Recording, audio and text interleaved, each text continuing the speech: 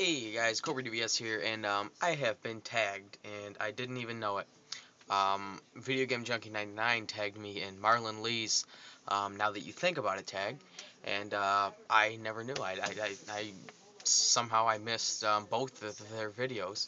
I saw responses, but I just skipped my mind, I guess. Well, now I'm doing it. I think it's like a month after the original video, but he did just tag me the other day. So this is my response to the Now That You Think About It tag, and basically, um, what you're doing here is you're looking back at when consoles came out and you had to make the choice. Like one of the big ones for me was GameCube or Xbox. Okay, well I ended up going with the GameCube. Um, and now that I'm older and I collect and I have an Xbox, do I think I made the right decision? I actually did get an Xbox after as well for Christmas, so I ended up having them both. But basically that's the gist. Um, That was the only one I made, but when I was a kid, we did have other ones. So let's go back to that. When I was a kid, we had a few consoles. We had an NES, a Super NES, and a Genesis. And my older brother had a Nintendo 64. Um, I was born in '92, so obviously he didn't have a Nintendo 64 until I was about. Well, it came out in '96, but I think he got his in about '97, maybe '96. But I was at least 4 or 5 by the time he got his. Um, so with the NES, do I think we would have been better off with the Master System because that was probably the only other option for the 8-bit? Um, no, I think I was happy with the NES. At the time, I didn't really know about the Sega Master System or anything. In fact, it wasn't even until a year ago that I did. Um, but I think if I had grown up with the Sega Master System, I would like it a lot more. I do like it a lot, but I think growing up with it, it would have caused me to like it more. But overall, I think that the NES I was fine with. I think that choice, even though I didn't make it, that choice was probably for the best. And then with the Super Nintendo and the Genesis, we had them both, and I played them just about equally. Well, no, I probably played the Super Nintendo more because we had Super Mario All Stars, so you know. I did play Sonic. I used to like that game, Eternal Champions. I used to play Street Fighter a lot on the Genesis, and I'd set it up for 2 players, and then not have the second player, not have there be a second player, so I just kicked the guy's ass. That was because I couldn't win otherwise. Um, so I mean, what did we miss out on? The TurboGrafx 16. I know that system has a following, but I don't know enough about it to make that decision. So we had them both in that era. Next would be the 64-bit, I guess, skipping the Sega Saturn. So it was the N64. Actually, was the PlayStation only 32-bit? I'm not sure. I know the Saturn was, but regardless, it was a Nintendo 64, the PS1, or the Saturn, and we had a Nintendo 64. And I still think, and I probably always will think, the N64 was the best system of that era. I know a lot of people like the PlayStation. Not many would say that the Saturn was the best of that era, but I'm sure some do think that. And the reason I say that the N64 is probably the best, I mean, because it has like games like Super Mario 64, Mario Kart, Ocarina of Time, GoldenEye, Star Fox, even games like Doom 64, Duke Nukem 64 was fun. Super Smash Brothers is an amazing game. Yoshi's Story, games like that. And with the PS1, we had the Nintendo 64 for years. Okay, well, I think like maybe 3 or 4 years after we had that Nintendo 64, we actually ended up getting a PS1 later in its life a little bit. And after getting it, I still knew that the 64 was better. I mean, we didn't have the best games, and I didn't know about a lot of the games. I didn't know about games like Symphony of the Night or Final Fantasy 7 or 6 or whatever. I'm not really into those, but they are good. Yeah, I didn't know about some of the best games, but nonetheless, I still think that the Nintendo 64 was definitely the best. Um, and I'm really happy that with that choice. Um, Okay, after that would be the whole GameCube Xbox thing. Actually, around that time, I had the Super Nintendo that we used to have when I was a kid. Both we had two Sega Genesis actually when I was a kid, and both of those broke. And the NES was banished to oblivion, so I don't know where that is.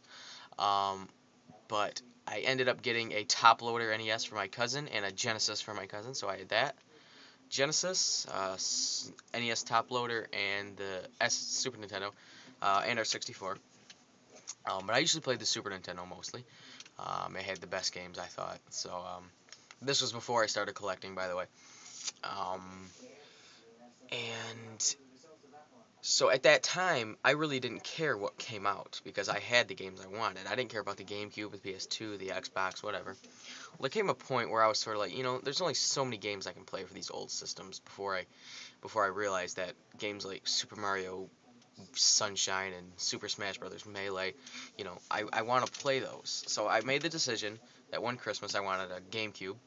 I got the GameCube, and I started, I loved it. I still do. I think it's a great system. I don't know if it was my favorite of that era, but it was definitely second favorite if it wasn't the favorite. And I think I had the most fun with it. But uh, once I had the GameCube for a while, I started seeing in Game Informer magazine that games that were coming out for the Xbox looked incredible.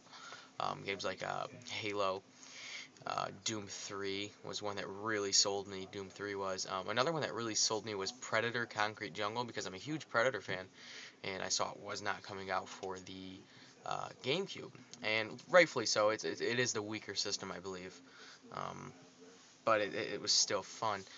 Um, so at that point, it caused me to get an Xbox, and I really did like the Xbox. I man, I really liked that GameCube, but I don't know which I had, which I would take now.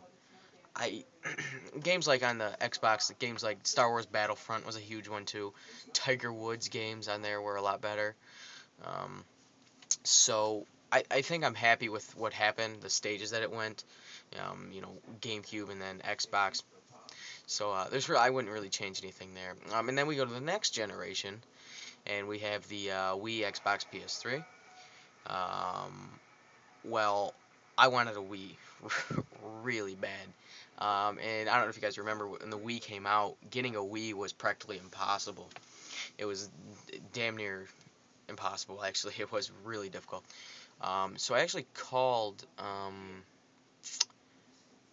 a game store in Flint, Michigan. It's like 20 minutes from my house, and they had one. They had a Wii. It was a GameStop, and it was in a mall.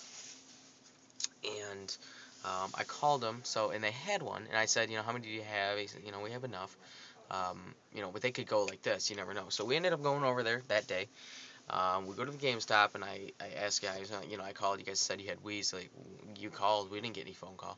Well, it turns out there was two GameStops in the mall, luckily. So the other one, and I did get my Wii, and I loved it. The gimmick of the motion controls didn't really faze me because I knew what I was getting into, and I knew the possibilities. I knew that if a Mario Kart game came out, it'd be like you're steering a steering wheel. I knew if a Mario Golf game came out, it'd be like this, and that game has yet to come out, unfortunately. I really think they should make a Mario Golf for the Wii. And so I love the Wii. I got games like Resident Evil, Super Mario Galaxy, Resident Evil 4, that is. I love that game. And I was happy. Okay, well, the same thing happened. I started seeing some of the Xbox 360 games, and I was like, this Xbox looks really cool. And Xbox Live, I had the Wi-Fi for the Wii, but there was no great games online for it at the time. And so I got an Xbox 360, and then I played that a lot more than the Wii. The Wii sort of took went on the back burner. And I started playing that Xbox a ton. I got games like Halo 3. I absolutely love that online. That's when I was introduced to online gaming. Excuse me, and I really fell in love with it. So I started with the Nintendo again, and then went to the Xbox, 2 generations in a row. Um, so that's it, guys. That's basically my console history, and the choices I had to make. And as far as everything goes, I don't think I made a bad decision. And I've basically ruled out PlayStation. I don't care for Sony or their PlayStation lines. I just never got into them. I had a PlayStation 1. I thought it was a cheap console, very cheaply made. PS2, same thing. I've never actually played a PS3 in depth, so I can't make that assumption. But I'm just sort of avoiding PlayStation. Same with the handhelds. I had a DS, not a PSP. As far as I'm concerned, Nintendo makes the best handhelds. They always have. Mind you, this is just my opinion. So I've always favored Nintendo over all the other consoles. And I think with talk of the new Nintendo coming out, and they're talking about maybe having a touch screen on the controller, not as the controller, but on there.